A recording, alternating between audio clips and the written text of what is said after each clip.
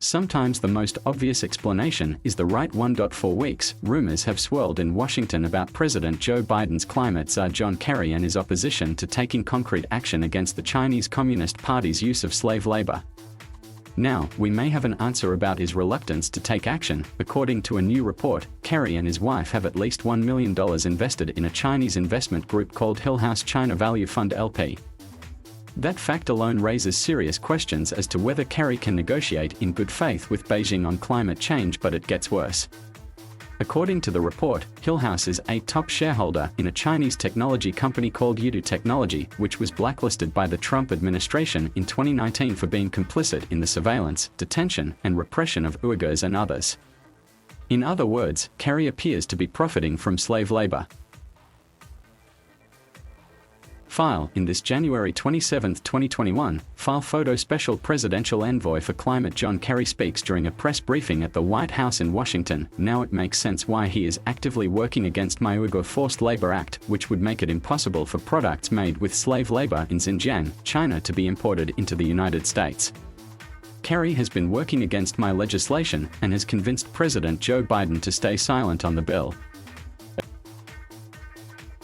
President Biden now has a choice: stand by the man profiting from slave labor or fire him. It should be an easy choice, but the Biden administration and some Democrats are so desperate for a climate deal with the Chinese Communist Party that they are willing to ignore the regime's use of slave labor.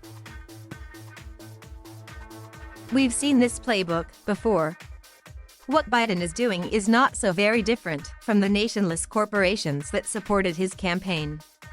Companies including Nike, Apple, and Amazon benefit from slave labor or sourcing from suppliers that do. It is why they previously fought against the Uyghur Forced Labor Prevention Act. This is how they do business, and in their view, business is always more important than ending literal slavery or advancing U.S. national interests. Biden needs to decide where he stands and who he is fighting for. Right now, his silence is deafening, and it is giving cover to the Marxists in both America and in China. But this is not a partisan issue, or at least it shouldn't be. Earlier this month, the AFL-CIO, the largest group of unions in the United States and whose leadership overwhelmingly supported the Biden-Harris ticket, said, corporations should not be allowed to profit from this egregious exploitation, and working people in the United States must never be subject to competition with companies that use forced labor as part of their production model. The AFL-CIO also rejected the false choices between protecting our common future and protecting the human rights of workers wherever we may be.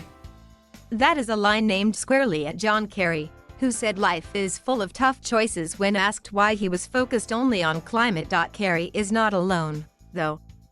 Some Senate Democrats are lobbying to remove sanctions that are in place on certain solar components coming directly or indirectly from China. As the AFL-CIO noted, slave labor is known to pervade the global solar energy industry in China. Nothing is going right for President Biden or our nation lately. Gas prices are surging.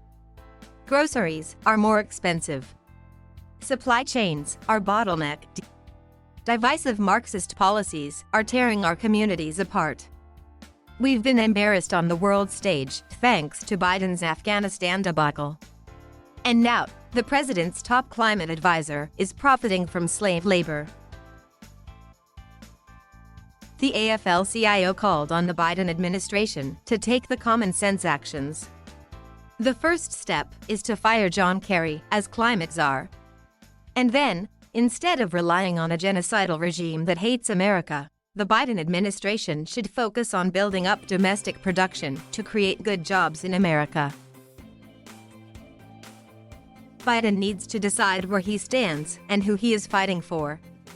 Right now, his silence is deafening, and it is giving cover to the Marxists in both America and in China. Meanwhile, American workers and families continue to suffer.